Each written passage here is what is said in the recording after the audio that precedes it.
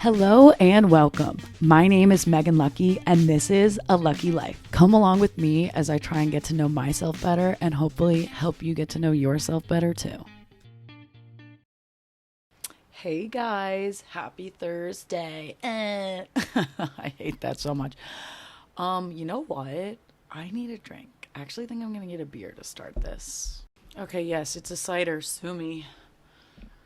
No, I'm not gonna chug it this time. This is a perfect way for me to talk about what I want to talk about this episode, which is moderation and how everything is good for you in moderation, but too much of one thing is trouble. So, with that being said, before I get more into it, let's do a tarot card. Okay, Spirit, Universe, hold on. Tell me what I need to know. Show me the truth. Please be present. Ooh, the butterfly rising out of the ashes. This is a good one. I'm not even going to lie to you. I did a reading for myself this week with my sister. And I also got this card as my present. So it makes sense. 6 of Wands. Victory, success, rising up.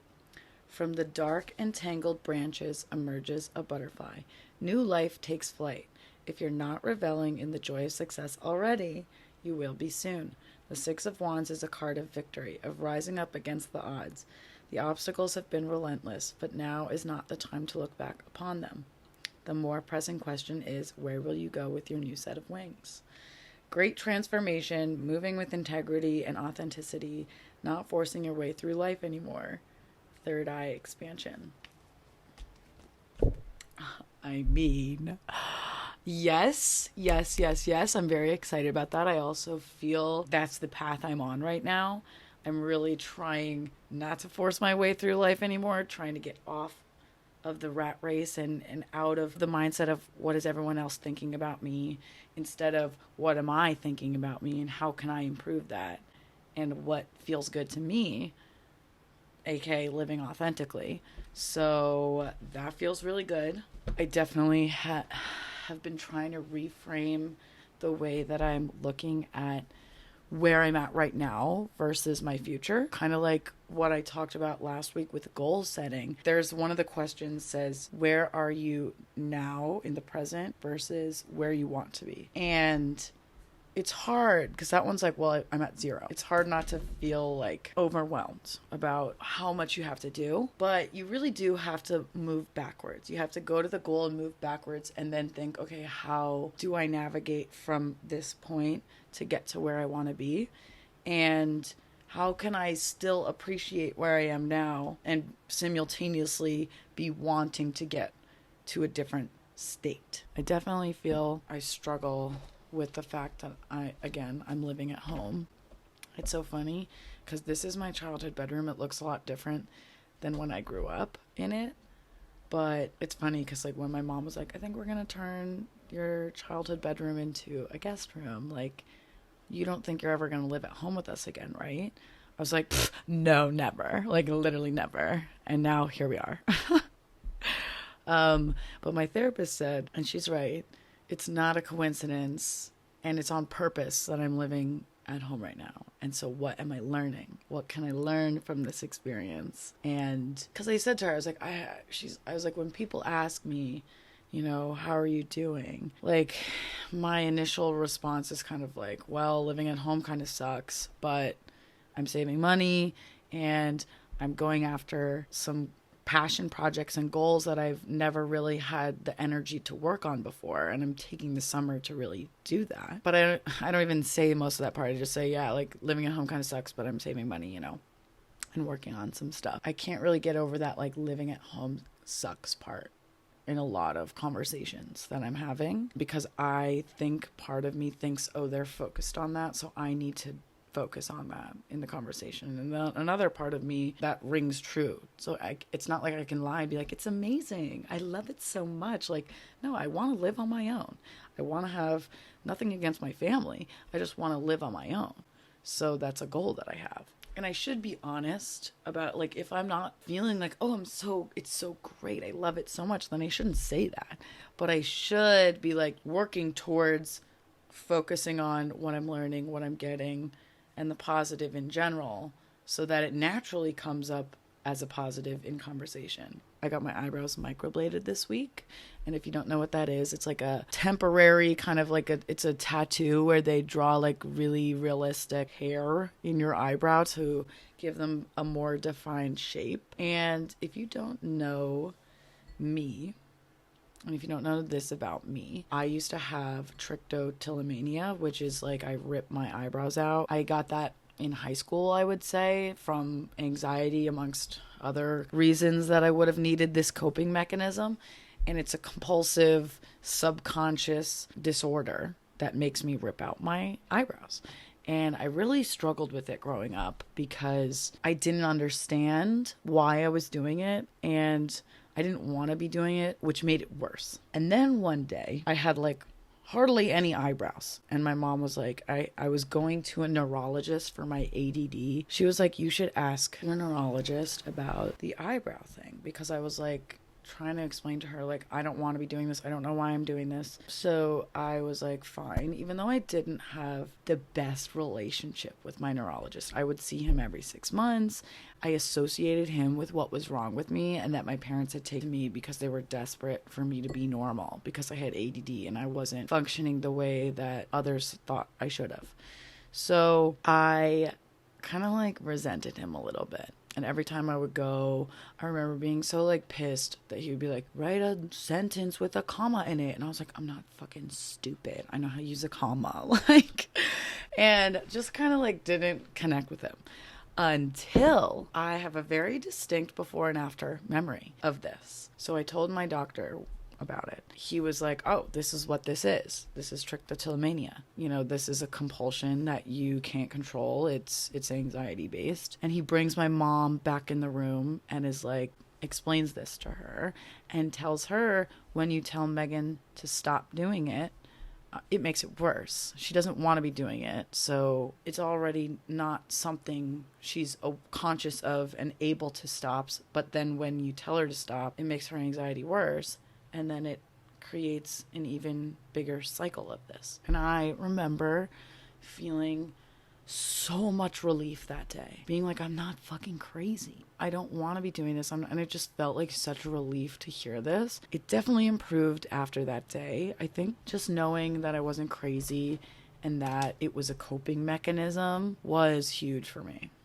I didn't know that was a thing. Then the second relief came when I discovered eyebrow pencils. Why the fuck didn't anyone tell me about them in high school when people were making fun of my eyebrows? Thanks, good friends. Yeah, good friends. Just kidding. So then I discovered eyebrow pencils, but there was still an overwhelming anxiety that came with it, because then if I would ever get like wet or sweat or even smudge or have my eyebrows fade, I was like panicked. The third relief came when I discovered microblading, because even though it got better, I still had it and it was still a problem for me. So microblading came along. It was a huge, huge relief to me, because even when I would pluck my eyebrows, I had a shape.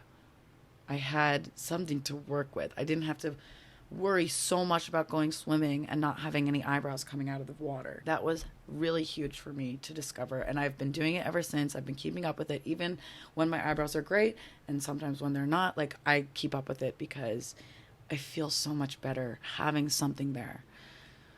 So I highly recommend microblading. Even if you don't have trichotillomania and you just like to have a shape, they really frame your face, and my girl Anna does a great job. That's not it. That's not all. So I feel like I'm selling you something. I had an appointment with my therapist this week, and I was like, oh yeah, I just got I like apologized. I like do this. I'm like, oh, sorry if my eyebrows are dark because I just got them microbladed. And she was like, well, no, they look great, but we haven't talked about this in a while. Like, how are you feeling with that? Like, has it improved? And like, if so, why do you think that's the case? And I had to think about it for a moment. What I think the real difference was for me has been acceptance, like true self acceptance and grace. And when I think back to high school, I really didn't have that. I didn't even know where to start with that. I beat myself up for everything. And I think that core wound of like not feeling like enough was at its peak in high school, and it sustained throughout college, and it's just finally starting to get a little bit better because I'm doing the things that are more aligned with me, and I'm giving all parts of myself love and attention, even the habits that I don't want to keep anymore. I'm still understanding them, taking the time to understand them. And it actually has made like a physiological difference in my body, in my life. Whenever I was trying to figure out, okay, when are the times, what are the triggers for when I pick? What makes me pick? A lot of the times it was, okay, I'm anxious about something like my mom's telling me to do, or I'm anxious about something in my life. But then it would come when I was doing nothing at all, when I was just chilling, watching TV. And so then I was confused, like, what are the triggers? And then I realized that is also a trigger. It was when I felt not good enough. Like I wasn't doing something I was supposed to be doing when I was doing nothing. So therefore, that triggered my not enough complex, that wound within me, and then I would deal with it with picking the eyebrows. So all of this is to say we all have our own coping mechanisms. We all have our own wounds within us that we choose to acknowledge or don't. Most of us do anyway. But what are you doing about it? What are we doing about it? How are we approaching our lives and trying to exchange these unhealthy coping mechanisms with healthy coping mechanisms? We need to access our subconscious, which is something I'll explain over time throughout the podcast and in other formats. If you're interested, I will start to talk about that in later episodes. But maybe your coping mechanism is alcohol. Maybe your coping mechanism is weed. Maybe your coping mechanism is binging TV shows. I'm not saying that these are all like unhealthy necessarily, but again, moderation. Like everything is good for us in moderation, including food. And this weekend, I shit you not, life gives me the topics for this podcast every week. I was at another golf tournament this week, and I literally met a nurse practitioner this week that says a little bit of everything is okay, even healthy, but too much of anything is trouble. That's what everyone comes into the hospital with. Too much of one thing is not good for you, but it's okay to have things in moderation. Okay? I'm not ever going to pretend to be something that I'm not. Okay? Like, I like what I like, and that's fine. I just need to learn how to limit myself so that I can have it happily, out of self-love, not out of self-hate. This is the theme. This is the message of the whole show. Because when we have self-hate, then we go into these numbing rabbit holes where we do too much of one thing. We eat too much of the same unhealthy food. We drink too much. We smoke too much. We watch too much TV. Sometimes we even develop eating disorders, over exercise, like that's not healthy either. Too much of one thing isn't good. So balance, alignment, love yourself. I started a new audiobook this week called Worry Free Money, and I already love it. She opened up by talking about this one experience with a couch. She wanted to find the perfect couch for her living room and had her heart set on this designer couch that was like $3,000. She wasn't in the financial spot to make that work. And so her husband and her went to IKEA instead and found like an identical couch. And she resisted really hard against the IKEA couch because she, in her mind, associated not being able to buy that couch as her being broke, and her being broke meant she was a financial failure. A lot of us tend to overspend because of that inner wound and fear. Ask yourself, why do you tend to overspend? Why do you tend to overeat? Why do you like what do you think it's solving for you? At the end of the day, you can have both. You can have some of the good things in life. Sometimes you need to cut out that good thing entirely just to learn how to work it back in slowly and at a limit. If you're really addicted, then maybe you would never want to have it again in your life, and that's fine too. But you don't have to have that mindset if you're able to have a healthy relationship with former coping mechanisms, and you can have nice things at the same time. And you can get the things you want, and you can be financially responsible. You just have to make those decisions better and say no to things that you don't need. Draw that balance of moderation, not always overspending, not always doing things outside of healthy boundaries and limits. Too much of anything doesn't allow you to deal with what your body is telling you need to deal with. So sometimes, and I'll talk about this maybe more next episode, but sometimes we need to learn how to be alone with our thoughts. And I know that's scary to a lot of people. And I'm happy to help your journey if that's something you want to learn how to do, because it's different to just be by yourself than it is to be alone. And again, I'll explain this more next episode. But being alone is out of intention and choice. If you decide, okay, how am I going to be alone with my thoughts today? I'm going to take a walk. Then don't drown out your thoughts with music. Challenge yourself to take a walk and just see what your thoughts say. See who you are. The challenging part is also not is when you're trying to change a coping mechanism or a habit that you want to change, not being hard on yourself, being like, oh my God, I binged again today, or I did too much today. Guilt is different than shame. Guilt is good. Guilt says, I'm a good person, that I did a thing today that didn't make me feel good, but it doesn't define me. It's not who I am. Like, I know that in the back of my mind. Whereas shame is like, I always do this. I'm never going to amount to anything. I'm a lazy piece of shit. Even if you don't acknowledge it within yourself, you know that's there. And that's shame. And that's never going to help you change. Guilt says, okay, you know what? I didn't get anything done that I wanted to today. I reverted to old habits, whatever it is. That's a propeller. That's a motivating. That says, I don't like feeling this way, and I want to change that. I want to do something about it because I love myself. Shame says, I don't deserve this life because I'm a piece of shit, even though I'm going to think that I want to try harder tomorrow because I suck and I need to get my shit together. Then you'll try harder tomorrow and it'll fizzle out again because you don't believe you deserve it. Whereas guilt, again, is a positive. It will get you back on track. Okay? Learn the difference in your head. Treat yourself with love and kindness on your journey to your highest dreams. And talk to yourself like you would talk to a friend. If your friend fucked up, would you be saying the same things to them that you say to yourself? No. You would maybe give them some hard, honest truth out of love. Definitely not out of hate, unless they fucked your boyfriend. I don't know why I just said that. Must be the Raquel thing.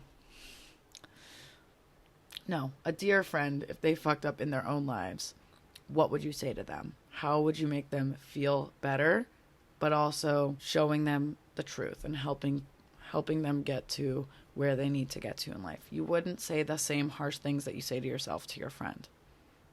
So try that for a change. Try to talk to yourself like you're your friend and figure out what habits you want to put in place of those old bad coping mechanism habits. Try and replace them with good coping mechanisms. What makes you feel good? Make, how I showed you that photo album of things that help regulate my nervous system instead of dysregulate them. That's what I need to start replacing my coping mechanisms with. Little by little, we'll get there. Thank you guys for listening. I can't wait to share the new exciting stuff I've been working on with you guys. I'm not quite ready to do that, but it's really exciting and I can't wait to share it with you. I hope you're doing great and I love you. Bye.